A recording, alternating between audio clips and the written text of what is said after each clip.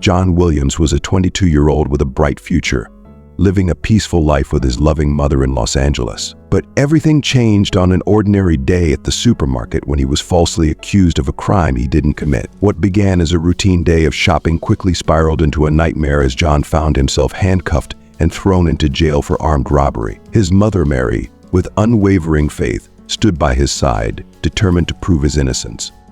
As the legal battle unfolded, the evidence seemed stacked against him, but a glimmer of hope arose when new information began to surface. Will the truth finally set John free, or will the justice system fail an innocent man? Prepare to be moved by a story of faith, love, and perseverance in the face of overwhelming odds. If you are not subscribed, I recommend you subscribe and activate the bell so you don't miss any videos. Before we dive into this story, please let me know in the comments where you're watching from. John Williams, a 22-year-old man with a heart full of dreams and hopes, lived a simple life with his beloved. Every day was a quiet testament to his determination. He balanced working part-time at a quaint local bookstore with studying for his business degree, fueled by ambition. John was adored by everyone who knew him. His kind spirit and warm smile left an impression wherever he went. After his father's tragic death when he was just 5, John and Mary formed an unbreakable bond, supporting one another through every challenge. Mary, a woman of unshakable faith, had raised John on the pillars of honesty, perseverance, and unwavering trust in God. It was just another ordinary morning. Sunlight poured through the windows, birds harmonized in the background, and life seemed peaceful. John, dressed in his cherished Dodgers jacket, was ready for another day of work and school. Before he left, his mother, as she did every day, kissed his forehead and whispered, "God be with you, my son." He smiled back at her, filled with love and optimism, as he strolled down the street, confident in the promise of the day ahead. At the supermarket where John stopped to grab a few essentials, milk, bread, eggs, and fruit, he noticed an unusual buzz. The aisles were crowded, and the lines snaked through the store, but John didn't mind. His thoughts wandered to his studies, the game he was excited to catch later, and the small joys of life. But in an instant, the calm was torn apart by the sound of frantic screams. Chaos erupted as two masked men bolted toward the exit, knocking over shelves and pushing past terrified customers. Before John could even make sense of the situation, he felt a strong grip on his shoulder. "You're under arrest," a police officer barked as he swiftly slapped handcuffs around John's wrists. John's heart raced. "But I haven't done anything," he protested, fear and confusion swelling inside him. The officer's cold expression didn't falter. As John was dragged through the store, the stares of those around him burned with judgment and suspicion. Panic surged through him. How could this be happening? Taken to the police station, John pleaded his case, desperate to explain that he was innocent. Yet the officers seemed indifferent, their minds already made up. "You fit the description of one of the suspects," an officer stated, dismissing John's pleas. "You were simply in the wrong place at the wrong time." Hours passed in agonizing silence as John sat alone in the cold, dimly lit cell. He felt suffocated by helplessness, the weight of the situation pressing down on him. His thoughts drifted to his mother. How would she react? What would she think when she found out? His only solace came from the prayer his mother had taught him, the one thing that offered comfort in his darkest moments. If you're still tuned into this video and find the story inspiring, drop a 1 in the comments to let me know you're still with me. Back at home, Mary was busy preparing dinner when the phone rang. The voice on the other end was detached, formal, and terrifyingly distant. "Mrs. Williams, your son has been arrested. He's being charged with armed robbery." The words hit her like a thunderclap, her heart sinking. "No, there must be a mistake. My son would never do such a thing," she stammered, her voice trembling with disbelief. "We have strong evidence against him," the officer continued. "You need to come down to the station." Mary, her world unraveling before her, grabbed her rosary and rushed to her son. When she arrived, the sight of John behind the bars, his face pale with fear, shattered her heart. "Mom, I swear, I didn't do anything," John whispered, his voice choked with emotion. Tears filled Mary's eyes, but she held onto her son's hand through the bars and spoke with quiet strength. "I believe you, my son. We will fight this. God is with us." As John awaited his first hearing, Mary reached out to Ethan Parker, a lawyer known for championing the wrongly accused. Ethan listened carefully to John's account and, without hesitation, vowed to stand by him. "We won't let this injustice go unchallenged," Ethan promised. "I will fight for you." The days that followed were grueling. John remained behind bars, isolated from the world he loved. while Ethan worked tirelessly to build a defense. Mary prayed day and night, her faith and love for her son never wavering. Word of John's arrest spread quickly through the neighborhood, leaving the community in shock. People couldn't believe that someone as kind-hearted and dedicated as John, a role model for so many, could be caught up in something so terrible. The pain of uncertainty hung over both mother and son. But through it all, there was hope that the truth would come to light, and that the bond they shared, fortified by love and faith, would be enough to see them through. The day of John Williams' first hearing arrived, casting a shadow of anxiety and anticipation over him and his mother, Mary. John, shackled and weary, was brought before the courtroom to face Jason White, a prosecutor notorious for his fierce pursuit of convictions. White's gaze was cold, his demeanor relentless as he addressed John. "Mr. Williams, several witnesses have pointed to you as one of the robbers. Can you explain why?" he demanded, his voice sharp and piercing, echoing through the tense courtroom. John, trying his best to suppress the fear bubbling within him, took a deep breath and replied, "I wasn't involved. I was just at the supermarket to get groceries, nothing more." His voice, though steady, was laced with frustration. Across the room, Mary sat with her hands clasped tightly, her lips silently moving in prayer. She had never felt so powerless, yet her faith remained unwavering. She whispered to herself, "God, please give us the strength to endure this trial," her heart both heavy and hopeful.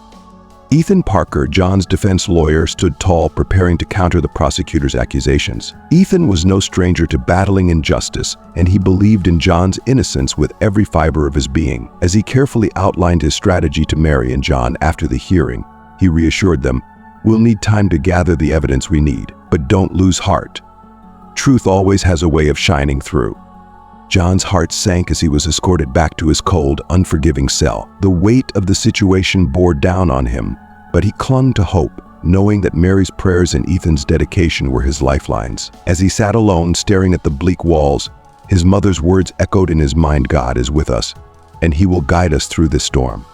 The days that followed felt like an eternity. Each one brought new challenges, small victories, and countless moments of doubt. But John, despite the crushing weight of uncertainty, began to find strength in the smallest gestures: the visits from Mary, the encouraging words from Ethan, and even the nods of solidarity from some of his fellow inmates. He realized that this battle wasn't just about proving his innocence, it was about holding on to hope, no matter how dark the circumstances. As the fight for justice pressed on, something unexpected began to unfold. Ethan's relentless investigation started to uncover cracks in the prosecution's case: witnesses who had changed their stories, and surveillance footage that didn't align with the timeline. These small revelations, though not yet enough to set John free, were glimmers of light in the otherwise suffocating darkness of his situation. Ethan shared these findings with John, encouraging him, "We're making progress. We're getting closer to the truth."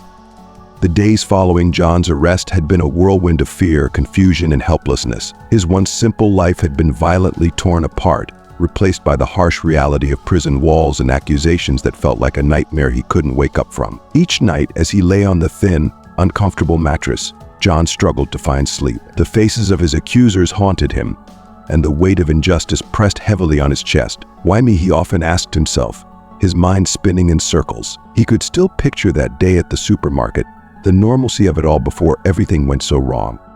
Meanwhile, Mary's heart was shattered. Her days were spent pacing between their small home and the jail, visiting her son, and praying with every breath. She knew her son's heart, his character. He was no criminal. The sight of him behind bars tore at her soul, but she never let him see her despair. Every visit, she clutched her rosary tighter, repeating her silent prayers, and reminded John, "We will get through this.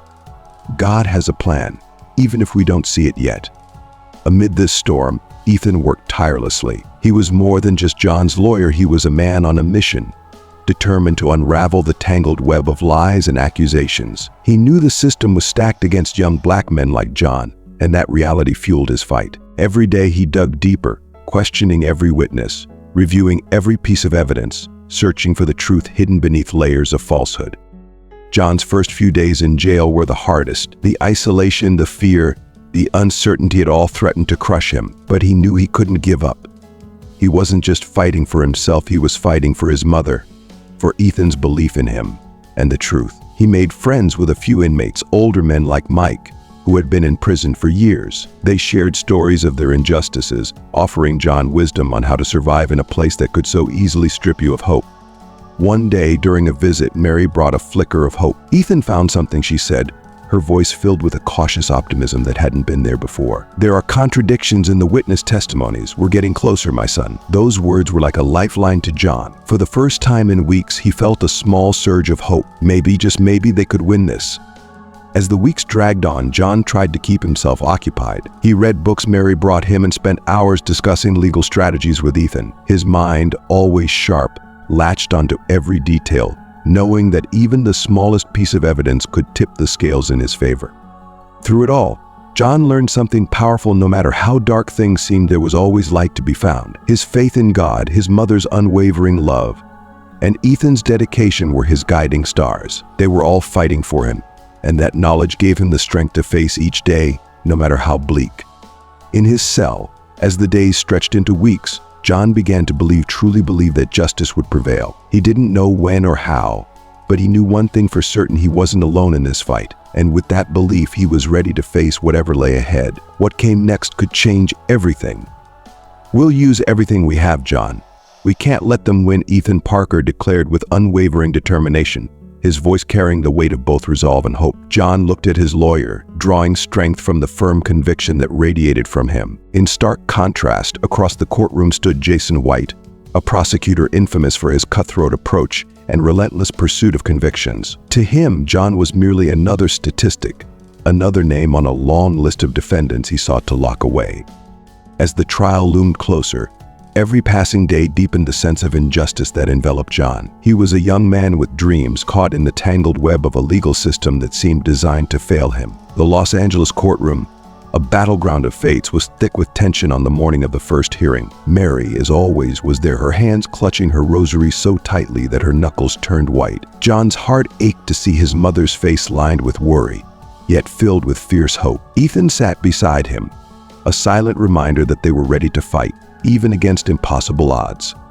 When the session began, Jason White wasted no time. With methodical precision, he laid out his case, presenting evidence that painted John as the criminal. His words were sharp, slicing through the air as he pointed to photos of John at the supermarket. "These witnesses have no reason to lie," White stated coldly, his gaze fixed on the jury. "The facts don't lie. Mr. Williams was at the scene." But Ethan was prepared. He knew the fallibility of witness identifications, especially in situations steeped in fear and confusion. Rising to his feet, Ethan countered, his voice steady but filled with a quiet intensity. "Mistaken identifications happen more frequently than we'd like to admit, especially when people are scared. We can't let fear dictate justice." The challenge in his tone rippled through the courtroom, but even so, it felt as though they were up against an invisible wall, one built from years of prejudice and systemic bias. From the jury to the spectators, the looks cast toward John were laden with suspicion, rooted in the prejudice that young black men faced every day. The unspoken assumptions about his guilt weighed heavily in the room, a silent judgment hanging over his head. Meanwhile, in the solitude of his jail cell, John wrestled with the gnawing fear of being forever trapped by a crime he didn't commit. His only solace came from the words of his mother, which echoed in his mind, "God is with us, my son. Don't lose hope." Despite everything, John clung to his faith and the belief that the truth would eventually prevail. If you're still tuned into this video and find the story inspiring, drop a 2 in the comments to let me know you're still with me.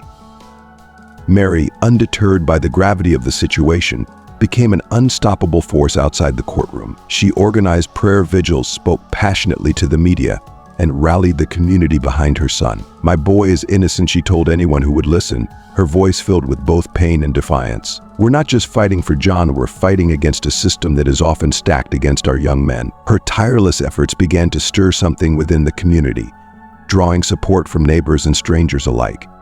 Inside the courtroom, the legal battle grew fiercer. Jason White paraded more witnesses, each one recounting their version of the events, painting John as the criminal. But Ethan was relentless.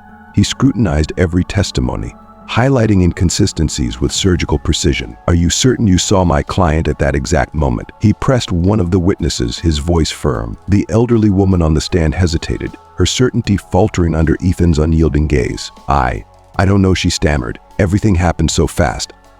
I was scared. Maybe I was wrong."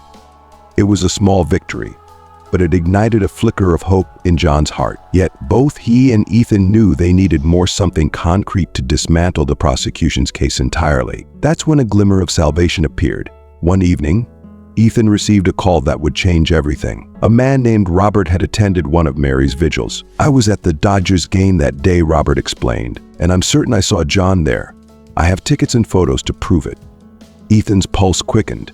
This was the evidence they had been praying for. After meeting with Robert and verifying the photos, Ethan knew they had a breakthrough. The images showed John at the stadium, over 120 miles from the supermarket at the exact time of the robbery.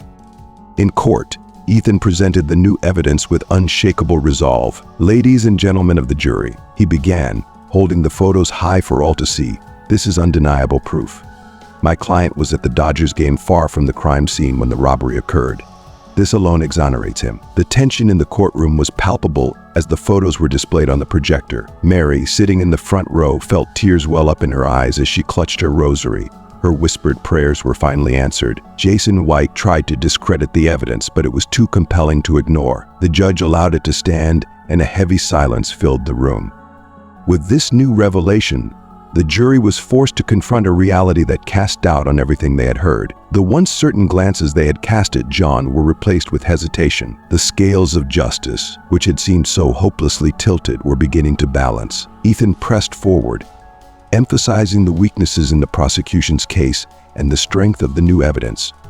John sat, his heart pounding, as he watched the tide slowly turn in his favor. He thought of his mother's unwavering faith, the prayers she whispered every night, and Ethan's relentless fight for justice. For the first time in weeks, he began to truly believe that he would be free.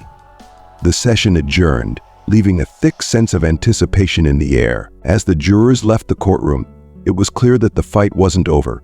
But for the first time, there was hope. Mary, with tears streaming down her face, embraced John as they waited for the next phase of the trial. "We're going to win this, my son," she whispered, her voice filled with both love and conviction. "God is with us." The next day, the courtroom was packed, the weight of the trial heavy on everyone's shoulders. But now, the tide had shifted. With the new evidence in play and the witnesses' testimonies unraveling under scrutiny, it seemed as though the truth was finally rising to the surface. As John sat next to Ethan, he felt something he hadn't in a long time: hope. The battle was far from over, but with faith, determination, and the truth on their side, they were ready to face whatever came next. As the judge strode into the courtroom, the crowd rose to its feet in unison. With a commanding voice, he declared, "We shall proceed with the evidence presentation." Jason White, the prosecutor, carried a weight of tension more palpable than usual. He was aware that Ethan's upcoming evidence could potentially shift the dynamics of the case, yet he was far from ready to back down. Ethan, composed and deliberate, adjusted his tie and addressed the jury. "Ladies and gentlemen, as we discussed yesterday, we have proof that John Williams was attending a Dodgers game, a full 120 miles from the crime scene. Today we bring forward Robert Johnson, an eyewitness at that game, to solidify John's alibi." Robert settled into the witness stand, exuding a serene and credible aura. Ethan initiated. "Mr. Johnson, could you describe where you were on the evening of the robbery?" Without hesitation, Robert responded, "At the Dodgers game, where I distinctly recall seeing John Williams. We even exchanged a few words during a break. Both of us donned Dodgers jackets." Ethan then presented photographs to the jury showing John and Robert together at the game, underscoring, "These images from the robbery night placed John at the stadium." Jason White stood, keen on challenging the testimony. "Mr. Johnson, are you certain it was John Williams you encountered that night?" Robert affirmed with unwavering certainty, "Absolutely.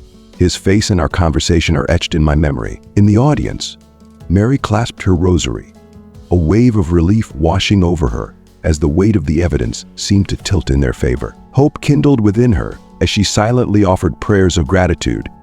Following Robert's testimony, Ethan introduced more witnesses from the game, each corroborating John's presence far from the crime scene, gradually dismantling the cloud of doubt that had hung over John. The jury's gaze softened, morphing from suspicion to intrigue.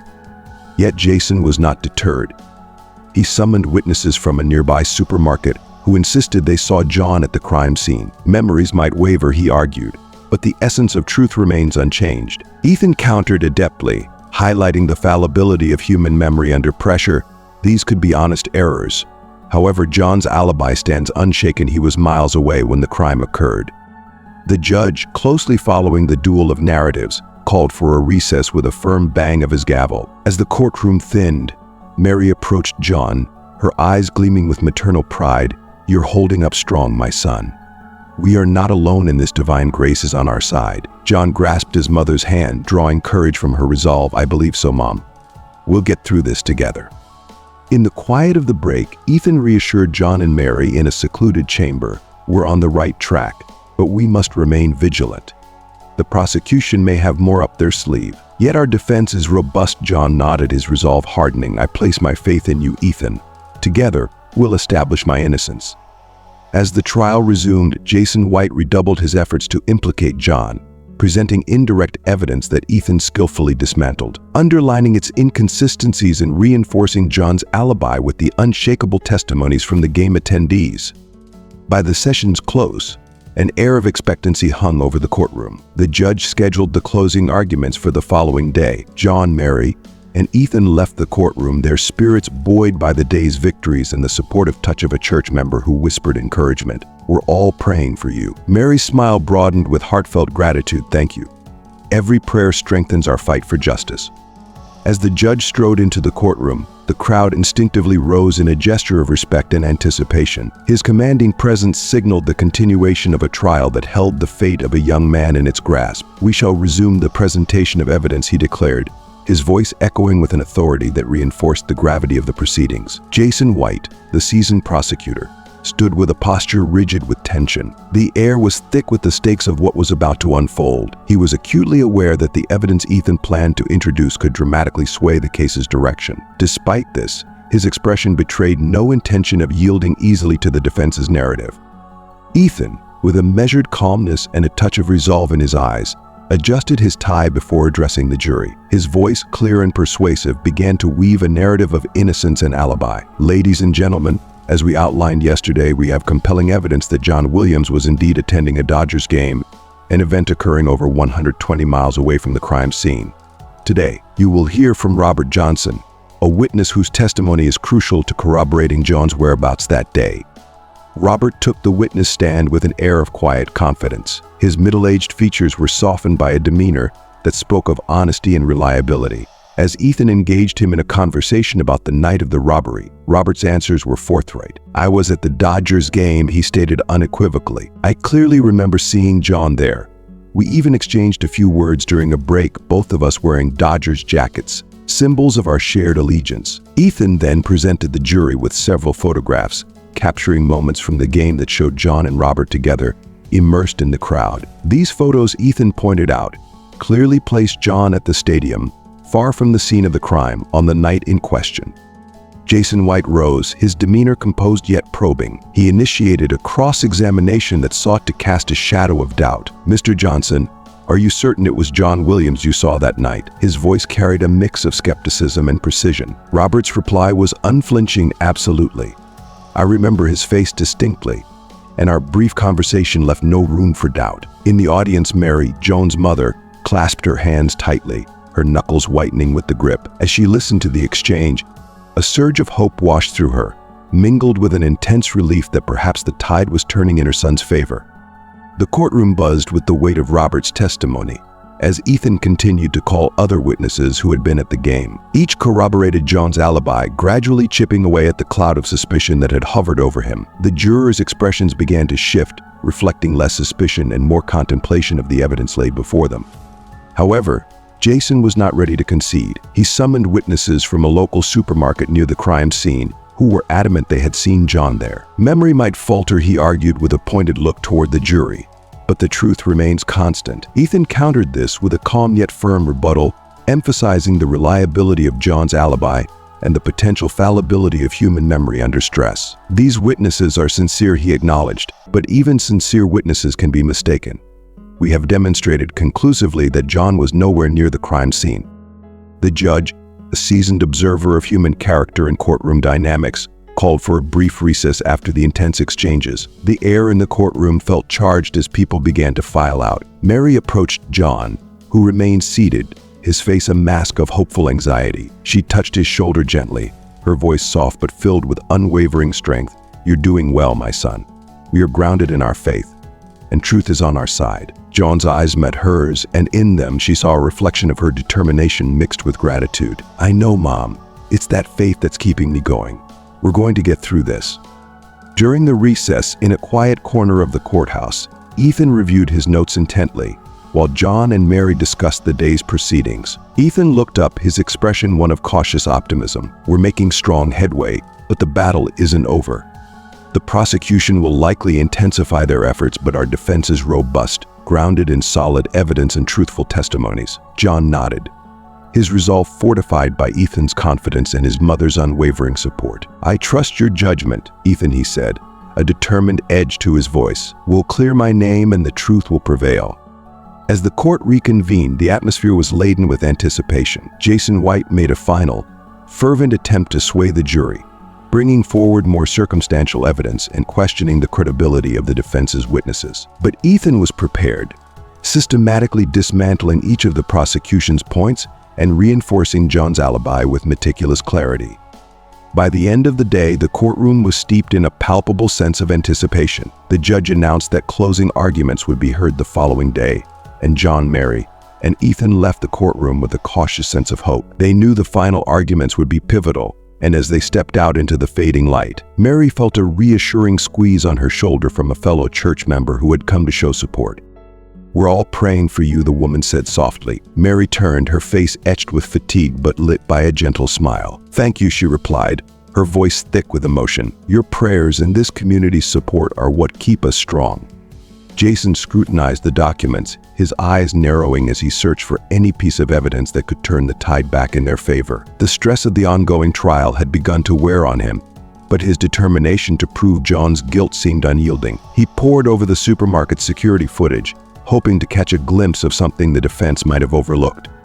Back in the courtroom, as the final witness testified, Mary's prayers intensified. Her faith had been her anchor throughout the ordeal, and now, more than ever, she clung to the belief that the truth would surface and justice would prevail. The courtroom hung on every word, and Ethan, ever vigilant, prepared his closing arguments, knowing the weight they carried. John, sitting beside Ethan, could barely contain his anxiety. He felt the eyes of the jury on him, their expressions unreadable. The testimony of the final witness was critical, and he knew that his future hinged on the credibility of what was being said. He glanced at his mother, her serene expression giving him a momentary respite from his worries. Her unwavering support and the solidarity of their community gave him the strength to face the uncertain outcome. As the witness concluded their testimony, the room was charged with a palpable tension. Ethan rose, clearing his throat before delivering his closing argument. "Ladies and gentlemen of the jury," he began, his voice steady and confident, "today you have heard testimonies and seen evidence that establishes John's innocence. It is not just his freedom at stake, but the integrity of our justice system. I urge you to consider the facts before you and to recognize the truth that has been presented." Jason White, not to be outdone, delivered his closing argument with equal fervor. "While the defense has presented a compelling story, you must scrutinize every detail. Remember, the burden of proof lies with them. We have shown inconsistencies that raise a reasonable doubt about Mr. Williams' alibi. It is your responsibility to deliver justice, not just for the victim, but for the community." If you're still tuned into this video and find the story inspiring, drop a 3 in the comments to let me know you're still with me. The jury, tasked with the monumental decision, retired to deliberate. The waiting began, each minute stretching out interminably for John and Mary. They sat together, hands clasped, in silent prayer and reflection. Mary turned to John, her voice soft but filled with the resolve that only a mother's love could instill. "Whatever the outcome, know that this journey has shown the strength of your character and the depth of your integrity. You have faced this challenge with dignity, and no matter what happens, I am proud of you." John nodded, taking comfort in her words. The strength he drew from her faith and the community's support had been his cornerstone throughout the trial. Now, as they awaited the verdict, he felt a profound gratitude for her unwavering presence. The hours passed, and finally the jury returned. The courtroom filled again, the air thick with anticipation. As the judge called for silence, everyone rose. John's heart raced as the jury foreman handed the verdict to the judge, who read it aloud, the words echoing in the suddenly still courtroom. Mary held her breath, her hands gripping the wooden crucifix, her spirit calling for divine intervention. As the judge pronounced the verdict, a collective sigh rippled through the courtroom. The outcome of this trial would not only determine John's fate, but would also reflect the community's belief in the power of truth and justice. The judge's voice was clear and resonant as he declared, "In the case of the state versus John Williams, we the jury find the defendant." As the final arguments wrapped up, the courtroom fell into a tense silence. The jury, having heard the last of the evidence and the fiery exchanges between the prosecution and defense, withdrew to deliberate for the second time. The atmosphere was heavy with anticipation, and each person in the room seemed to hold their breath, waiting for the decision that would seal John's fate. Mary, ever the pillar of strength, continued to clutch her rosary, her lips moving in silent prayer. She had weathered every storm alongside her son, and now, as the waiting began anew, her faith did not waver. Beside her, John sat with a somber expression, the weight of the moment pressing down on him. Despite the uncertainty, he felt a profound connection to his mother's unshakable belief that righteousness would prevail. Outside the courtroom, the corridor buzzed with whispered speculations and the nervous energy of onlookers and media waiting to catch the verdict. Ethan joined John and Mary, offering a reassuring nod. "We've done everything we can," he said, his voice steady. "Now we trust in the process and hope for justice."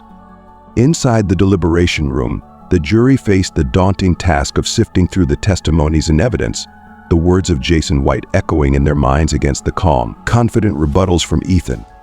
The hours stretched on, with each juror grappling with the weight of their responsibility. Back in the courtroom, as the waiting continued, Mary turned to John, taking his hands in hers. "No matter what happens, remember how many people believe in you and know your truth.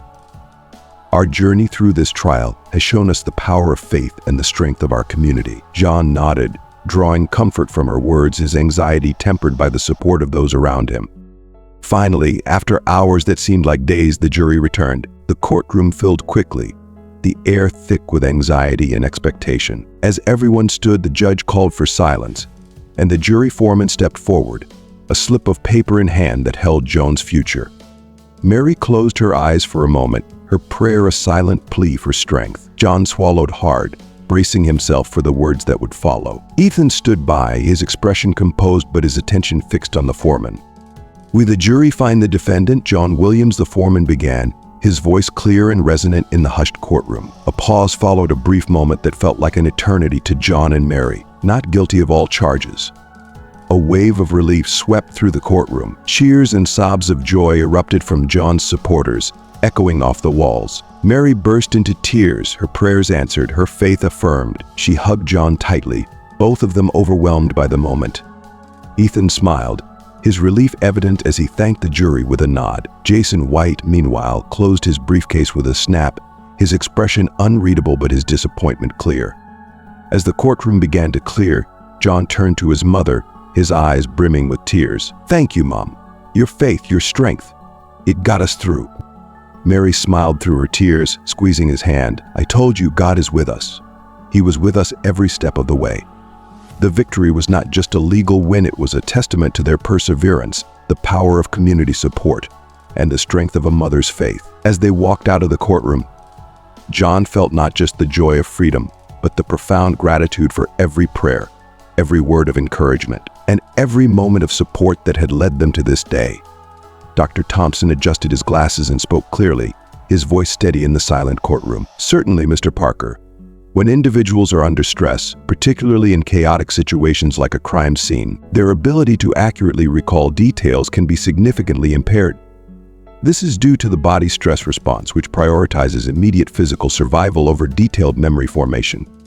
Ethan nodded, directing his next question with precision. "In your professional opinion, could the supermarket witness's identification of John Williams be unreliable due to these factors?" "Absolutely," Dr. Thompson affirmed. "It is well documented in psychological research that high-stress environments can lead to what we call memory distortion. This can result in misidentification, especially when the witness had only a brief, potentially chaotic interaction." Ethan turned back to the jury, letting the weight of Dr. Thompson's words sink in. "And, ladies and gentlemen, the prosecution has based much of their case on these unreliable identifications. We must consider the possibility that the witnesses genuinely believed they saw John, but were mistaken due to the stress of the situation. After thanking Dr. Thompson, Ethan shifted his focus back to the broader picture of Joan's alibi. Let us remember the evidence we've seen and the testimonies we've heard. Not just one, but several witnesses corroborate Joan's presence at the Dodgers game, over 120 miles away from the crime scene. As Ethan concluded his defense, he spoke directly to the jurors with a calm yet impassioned tone. This case is about truth and justice. John Williams' freedom hangs in the balance based on your decision. I urge you to consider all the evidence, the reliability of the testimonies, and the real possibility of human error. It is better to acquit 1,000 guilty persons than to convict one innocent man wrongly. The courtroom was thick with emotion as Ethan sat down. The judge then instructed the jury on the legal standards they must apply in reaching their verdict, emphasizing the necessity of reasonable doubt in the conviction process. The jury retired to deliberate, leaving a tense silence behind. Mary held her rosary tighter, her lips moving in a fervent prayer for her son's vindication. John sat motionless, trying to brace himself for any outcome, his future uncertain but his hope bolstered by his lawyer's strong defense. As the hours passed, the tension in the waiting room was palpable. Mary, John, and Ethan exchanged a few words, each lost in their thoughts and fears. Finally, the jury returned, their faces unreadable as they filed into their seats. The courtroom stood as the judge called for order. Has the jury reached a verdict, he asked, his voice echoing in the now silent chamber. The foreman stood, a piece of paper in hand, steadying himself before speaking. Yes, Your Honor, we have. John's heart raced as the foreman unfolded the paper and read aloud. In the matter of the state versus John Williams, we find the defendant. The pause was excruciating. Mary closed her eyes, her prayer reaching a crescendo in her mind. Not guilty on all charges. A collective sigh of relief swept through the courtroom from John's supporters. Mary's eyes filled with tears and her prayers answered. John turned to Ethan, shaking his hand with a grateful look. Ethan nodded, a subtle smile of relief and satisfaction on his face. The verdict not only affirmed John's innocence but also underscored the importance of meticulous legal defense and the critical examination of evidence in the justice system. As the courtroom emptied, John and Mary embraced, their bond strengthened by the ordeal they had endured and overcome together. The truth had indeed prevailed, and they could now look forward to rebuilding their lives, free from the shadow of accusation. Ethan looked at the text message, skepticism mixing with a surge of cautious hope. He glanced at John and Mary, who were discussing something quietly, their faces etched with the strain of the ongoing trial. Ethan excused himself, telling them he needed to follow up on a potential lead. At the coffee shop, Ethan scanned the crowd, trying to guess who might have sent the message. A woman in a dark coat sitting alone at a corner table caught his eye. She seemed out of place, nervously looking around. Ethan approached her cautiously. "Are you the one who sent me the message about John Williams?" Ethan asked softly. "Yes," the woman whispered, looking around to ensure no one was listening. "I'm Lisa, Jason White's assistant. I've seen something in the evidence that isn't adding up, and I think it's important." Ethan sat down, his interest piqued. "What did you find, Lisa?" "It's about the supermarket security footage," Lisa explained, her voice barely above a whisper. "The timestamps on some of the footage presented in court have been altered. I noticed discrepancies when I was archiving the evidence. It looks like the times were changed to fit the narrative, that John was at the scene." Ethan's heart raced as he processed what Lisa was telling him. "Do you have proof of this?" he asked. "I've made copies of the original footage, along with the altered versions," Lisa said, handing Ethan a USB drive. "I couldn't just sit back knowing this might be a miscarriage of justice." Ethan thanked her, his mind racing with the implications of this new evidence. This could be the key to dismantling the prosecution's case and proving John's innocence. Back in court, after the recess, Ethan requested a private meeting with the judge and Jason White. He presented the evidence of the tampered footage, watching closely as Jason's confident demeanor faltered. The judge was stern. "This is a serious accusation, Mr. Parker. We will need to investigate this thoroughly." As the trial resumed, the judge informed the jury of the potential evidence tampering. "Given these developments, we will extend the deliberation period and allow the defense to present this new evidence." The courtroom was abuzz with whispers and shocked expressions as Ethan prepared to show the original security footage. The jury watched intently as the real timestamps made it clear John could not have been at the supermarket at the time of the crime. In his closing remarks, Ethan emphasized the importance of integrity in the judicial process. This case has shown us how crucial it is to examine every piece of evidence carefully. We've seen that the evidence that wants to condemn John supports his innocence. After another tense period of deliberation, the jury returned with their verdict. This time, the foreman stood with a confident expression. In the case of the state versus John Williams, we find the defendant not guilty.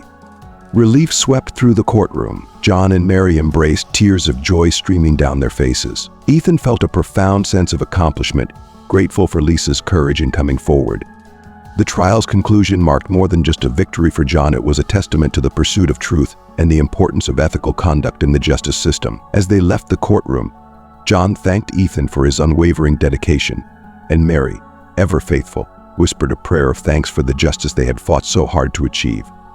With Michael Harris's testimony, the dynamics of the trial shifted dramatically. The courtroom was abuzz with whispers and the sound of scribbling as reporters updated their stories. Ethan felt a surge of hope. He had just introduced critical evidence that could not only exonerate John but also redirect the investigation toward the actual perpetrators.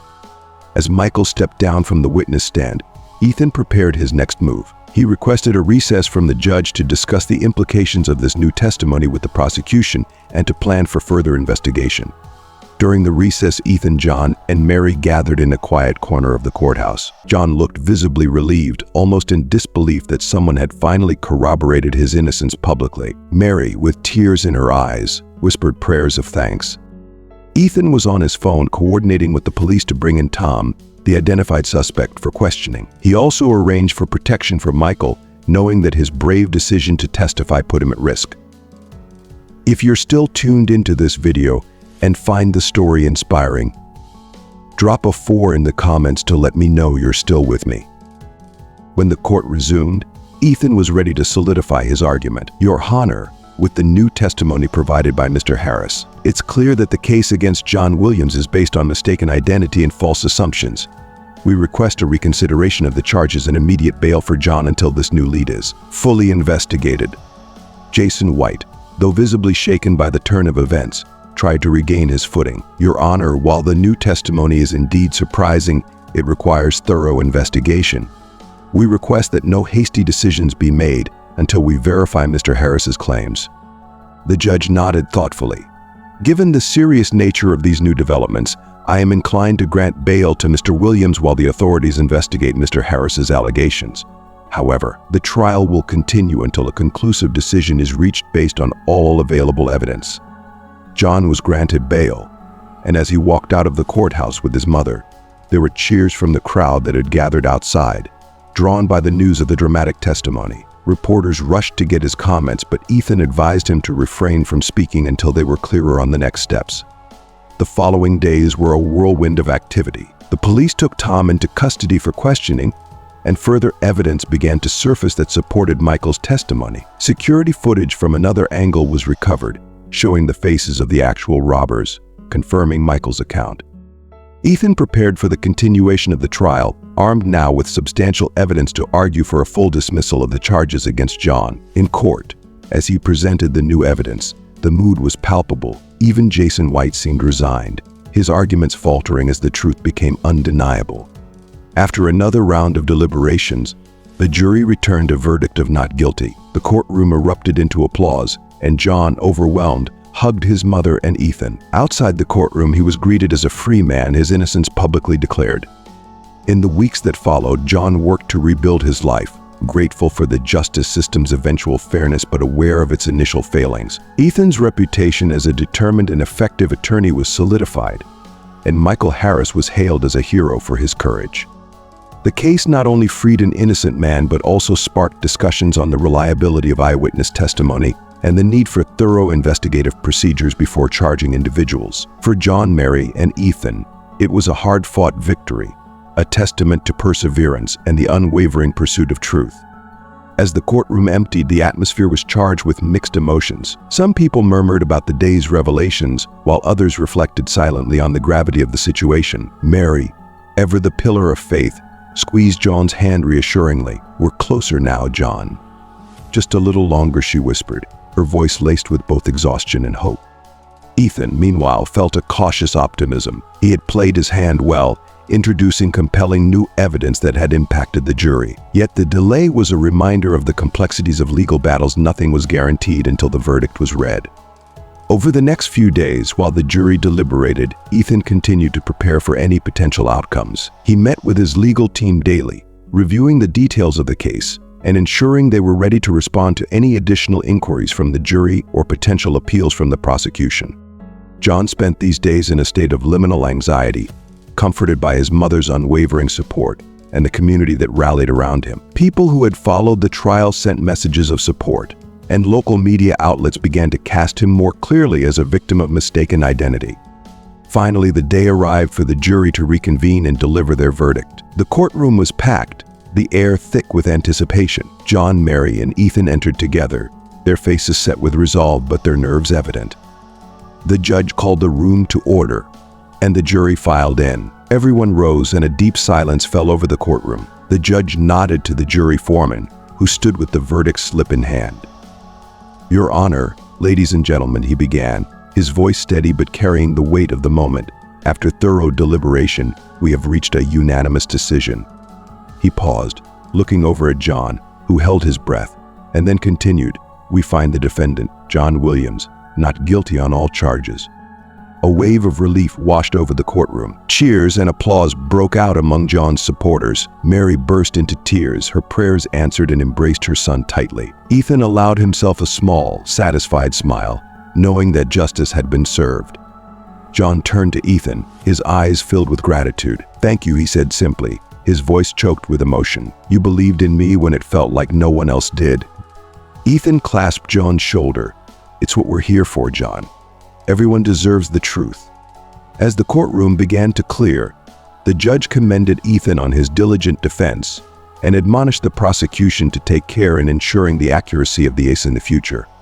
The story of John's exoneration made headlines. Discussions about the fallibility of eyewitness testimony and the importance of thorough defense investigations became prevalent in legal circles and the public.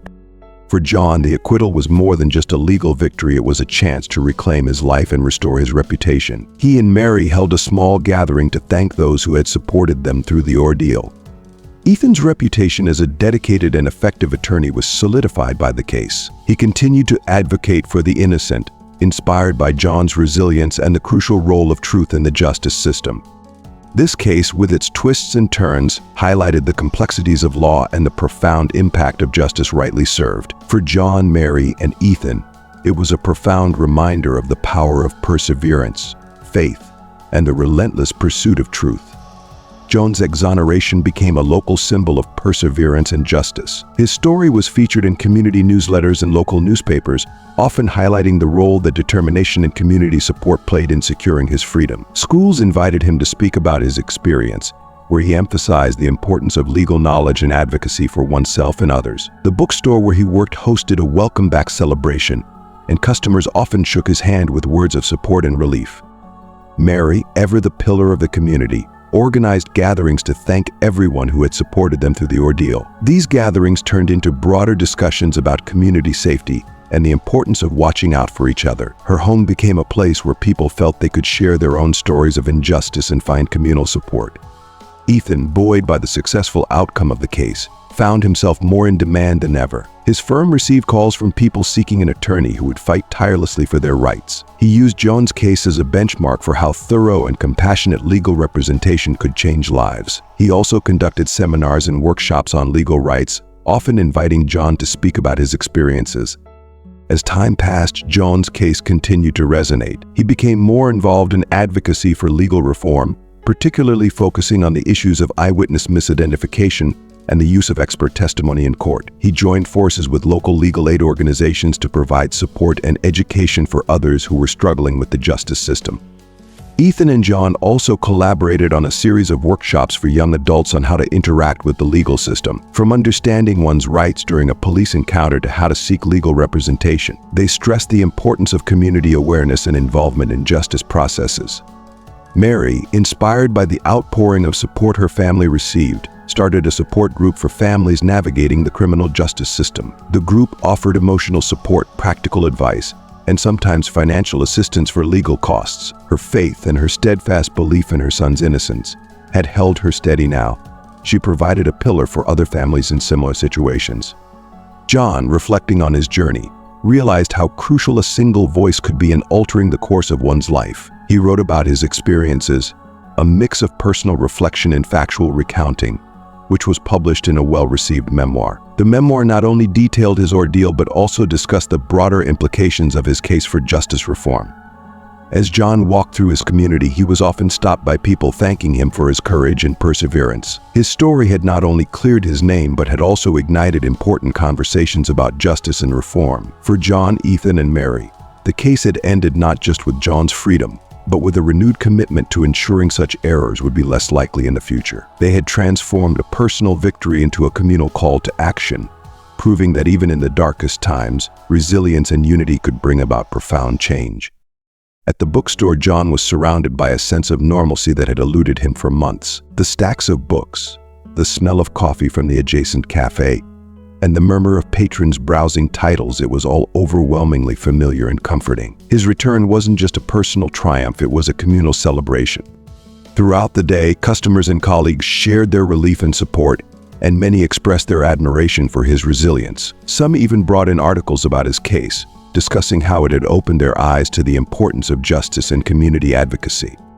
During a quiet moment, John sat at a small table near the back, his laptop open. He began to draft a plan for a community workshop on legal rights, a project he had been thinking about with Ethan. The idea was to educate people on how to protect themselves legally, understand their rights, and effectively engage with the justice system. Later, as he locked up the bookstore, he felt a profound sense of purpose. Walking home, he noticed the golden hues of sunset painting the buildings with a warm glow. His neighborhood, once a place of tension and uncertainty, now felt like a bastion of support and hope. Back home, John and Mary sat down for dinner, discussing his plans for the future. "I want to use what happened to me to make a difference, Mom. I think we can help people," John said, his voice filled with determination. Mary listened intently, nodding. "You have a unique opportunity, John. What you went through was terrible, but it's given you the power to help others who might be feeling helpless. I'm proud of you for wanting to give back." They talked late into the evening, planning. Mary suggested reaching out to local community centers to host the workshops and even proposed starting a small fund to help those who couldn't afford legal representation. John was invigorated by the ideas, eager to bring them to life. The next morning, John met with Ethan to discuss their initiative. Ethan brought along a fellow attorney who specialized in civil rights and community outreach. Together, they fleshed out the framework for the workshops and discussed potential partnerships with local law schools and advocacy groups. As the weeks passed, John's project began to take shape. Flyers for the first workshop were distributed throughout the community, and local media outlets, aware of his story, provided coverage that helped spread the word even further. The day of the first workshop arrived, and John felt a mix of nerves and excitement. The community center was packed, a testament to the neighborhood's support and interest. John opened the session with a personal recount of his experience, emphasizing the critical role that legal knowledge and community support played in his acquittal. The audience listened intently as John, Ethan, and the civil rights attorney provided practical advice, from how to interact with law enforcement to understand the basics of the court process. The Q&A session was lively, with many expressing gratitude for the opportunity to learn and share. John ended the workshop with a call to action, encouraging attendees to stay informed and involved. Justice isn't just about individual cases, it's about how we come together to support each other and fight for what's right, he stated, his voice resonant with passion. As people filed out, many stayed to thank John personally, some sharing their own stories of justice in the legal system. John realized that his journey had not only transformed his life but was now inspiring change and empowerment within his community. That night, John and Mary looked out over their neighborhood from their porch, reflecting on the journey that had brought them here. The challenges were many, but the victories, personal and communal, were profoundly gratifying. John knew that this was just the beginning, and he was ready to lead the charge, one workshop, one conversation, one empowered individual at a time. Their conversations often touched on the progress made and the work that still lay ahead. Mary, ever the voice of encouragement, continued to express her awe at the difference John was making. "You've turned our hardest times into a force for good. It's more than I could have ever hoped for," she would often say, her eyes gleaming with pride. John's commitment extended beyond individual cases. He became a leading voice in advocacy for criminal justice reform, participating in panels, and lobbying for legislative changes that would protect the rights of the accused. His insights, drawn from personal experience and the cases he worked on, provided a powerful perspective that spurred legislative bodies into action. As John's influence grew, he established scholarships for law students who wanted to work in public defense or civil rights law, ensuring that the future of the legal profession would continue to be filled with passionate advocates for justice. His talks at universities inspired many young minds to pursue careers in areas where they could make a difference. Despite his busy schedule, John made it a point to stay grounded in his community. He volunteered at local shelters and continued to hold free legal clinics in his neighborhood. His presence was a constant reminder to those he helped that change was possible and that their voices mattered. If you're still tuned into this video and find the story inspiring, drop a 5 in the comments to let me know you're still with me. His relationship with Ethan evolved into a deep friendship and a professional partnership. Together, they founded a nonprofit dedicated to legal reform and education, hosting national symposiums and publishing research on the impact of wrongful convictions. Their efforts garnered attention from major media outlets, further amplifying their message. One particularly poignant moment came during an annual gala hosted by their organization, where John was honored for his work. Standing at the podium, John looked out at the crowd of supporters, volunteers, and beneficiaries of the organization's work. He took a moment to acknowledge those who had stood by him from the beginning. "This honor isn't just for me, it's for all of us who believe in justice and work tirelessly to defend it," John said. "Most importantly, it's for my mother, Mary, whose faith never wavered and whose love carried me through the darkest times. And for my attorney and friend, Ethan, whose commitment to the truth led us here tonight." The crowd rose in a standing ovation, not just for John but for the collective spirit of resilience and solidarity that the room embodied. Years later, John penned a book detailing his journey and the broader implications of his experiences on the criminal justice system. The book was not only a memoir but also a critical examination of the legal challenges and triumphs he had witnessed. It became a bestseller, used in educational curriculums, and cited in policy discussions. John never forgot the feeling of helplessness that once consumed him, and he dedicated his life to ensuring others would not have to endure the same.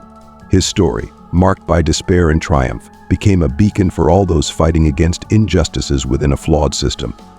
Through it all, Mary watched her son with a heart full of love and admiration, grateful for the man he had become and the legacy he was building. Together, they had turned a personal nightmare into a nationwide movement for justice, proving that even in the face of overwhelming odds, hope and perseverance could ignite lasting change. John's journey, deeply personal and profoundly transformative, did more than just clear his name. It sparked a movement that resonated with countless others who had faced similar injustices. Each speaking engagement, each workshop, and each case John worked on spread a ripple effect of awareness and empowerment. His mother, Mary, always at his side, remained a symbol of steadfast love and faith. Her garden, where they often spent quiet mornings, became a metaphor for their journey, something beautiful and thriving cultivated from hardship and persistence. As John continued his advocacy, he often reflected on the long road that brought him here. Each success in court, each reformed law, and each inspired future lawyer reaffirmed his commitment to his cause. The community that once rallied to his defense now looked to him for leadership in their ongoing struggle for fairness and transparency in the justice system. Ethan, ever the ally and now a close friend, worked alongside John to expand the reach of their nonprofit. Their initiatives now included mentorship programs for at-risk youth, aiming to educate them on their rights and how to navigate the complexities of the legal system. Together, John and Ethan navigated the highs and lows of their endeavors. They celebrated victories in courtrooms and legislatures, endured the frustrations of setbacks, and continuously adapted their strategies to meet the evolving landscape of justice reform. Through all this, John never lost sight of the individual stories behind each case, the personal struggles that mirrored his own. These stories drove him, fueled his speeches, and grounded his advocacy in real-world impacts. One evening at a community dinner hosted by their organization, John stood to speak. The room was filled with faces, some familiar, many new, all united by a common belief in justice. John's voice resonated clearly. Each of us here shares a commitment to not just righting wrongs but preventing them. Together, we are building a future where justice prevails not by chance but by choice. The applause was heartfelt, the atmosphere charged with a collective determination. After his speech, as he mingled with attendees young and old, John felt a deep sense of gratitude. Each handshake, each thank you, and each story shared with him reinforced the impact of his work. Back home, as he recounted the evening to Mary, she smiled, her eyes reflecting both pride and a hint of sadness for the years lost. "You've turned your trial into a triumph, not just for yourself but for many others," she said. John knew the road ahead was still long and fraught with challenges, but he was undeterred. With each step forward, he carried the lessons of the past, the hopes of the present, and the dreams of a just future.